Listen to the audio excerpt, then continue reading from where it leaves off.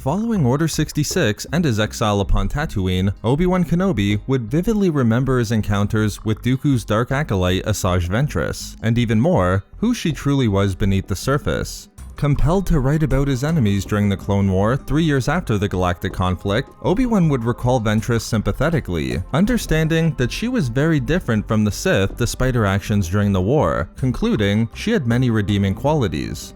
However, given the vast number of experiences both Anakin Skywalker and his master Obi-Wan Kenobi had with Asajj Ventress during the Clone War, we shouldn't be surprised that even Darth Vader would remember Asajj at numerous times, despite his best efforts to erase the memories and experiences of Anakin.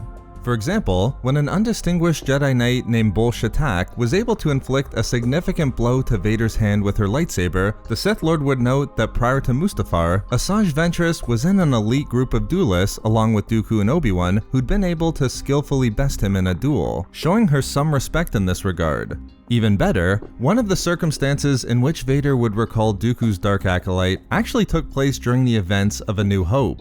The Sith Lord remembering Asajj so long after the Clone War is interesting enough, but as we'll see, the context in which Vader thought about her adds a lot to this scene, and showed a side of Vader that's unique and not directly visible during the events of Episode 4. Vader remembering Asajj was the culmination of events that would shake the Sith Lord to his core and torment him. To understand why Vader would summon the memories of Anakin relating to Asajj Ventress, it's important to look at some of the thoughts he was having that was causing him a tremendous amount of turmoil during Episode 4. The first was his return to Tatooine when hunting down the stolen Death Star plans. Since the earliest days of the Empire following Order 66, Obi-Wan and his master Qui-Gon understood that the Anakin that still resided within Vader would never again set foot on Tatooine, with Vader knowing it was the source of his greatest pain, and for fear of reawakening Anakin within him. However, Vader understood this as well. Only weeks after the events of Episode 3, when Vader was walking through the halls of the Jedi Temple again for the first time since Order 66, the Sith Lord concluded he would never again step foot on Tatooine. The reason for this was simple. Merely thinking about returning to planets like Tatooine and even Naboo caused him such anger he practically overwhelmed his cybernetics. Therefore, as seen in the novel Death Star, when he returned to Tatooine during his mission to recover the stolen Death Star plans almost 2 decades later, Vader had to actually still convince himself that the experiences that were lived decades earlier were not his own, but those of Anakin, with Vader having been born on Mustafar. Clearly, Tatooine's unexpected connection to the Death Star plans were something that caught Vader by surprise, and the planet's presence did not go unnoticed. Even more, as Vader would update Darth Sidious on his progress in locating the stolen plans, Vader was shocked by the fact that his master seemed genuinely concerned and unsure about the future, telling Vader there were strange currents in the Force, swirling about so as to cloud the future. In this context, the sudden return to Tatooine might not have been as random as it appeared, but even that paled in comparison to what occurred next, the return of his former friend and master, Obi-Wan. And it wasn't just Obi-Wan's return that's important for us here, but more specifically, the way in which the duel between them ended. We've discussed it in a previous video, but Obi-Wan's disappearance out of nowhere, just as Vader believed he finally achieved his revenge, absolutely terrified Vader, an unfamiliar emotion that had long been disconnected from the Dark Lord. Vader knew no ability that could explain what Obi-Wan did, not even one found within the dark side, and this confusion would shake Vader significantly. Coupled with Tatooine and Sidious's concern about swirlings within the Force, Vader, uncharacteristically, was less certain about what the future held for him for the first time in years. But all of these events, which really occurred more behind the scenes of A New Hope, come to a further point for Vader that clearly demonstrated for him that something greater was happening than it might appear.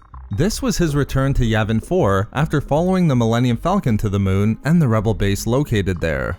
As the novel The Rise and Fall of Darth Vader reveals, upon learning the Rebel base was on the moon, Vader instantly recognized the connection Yavin 4 had to Anakin Skywalker, just as was clear in the experiences of Tatooine and Obi-Wan. It was the location that Anakin dueled Asajj Ventress during the Clone War.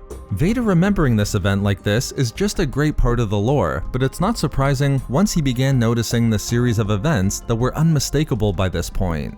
The duel between Anakin and Asajj on Yavin 4, which was depicted in the original 2003 Clone Wars TV series, was an exceptionally brutal one, filled with fierce lightsaber exchanges and Force abilities. Occurring only 10 weeks after the first Battle of Geonosis that was the catalyst for the war, it was the first encounter between the Jedi Knight and the Dark Acolyte.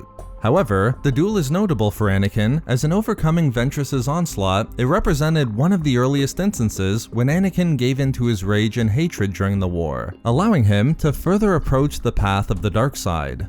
Speaking to how memorable the duel was, Vader, now very much upon that path with the dark side, immediately connected these events to his return to Yavin 4. And even more than that, his return to the planet where Anakin gave in to his rage was enough for him to question the power of the dark side. Despite his devotion to it, Vader couldn't help but find that his past was coming back to haunt him, with Anakin's duel with Asajj being the final example to convince him of this.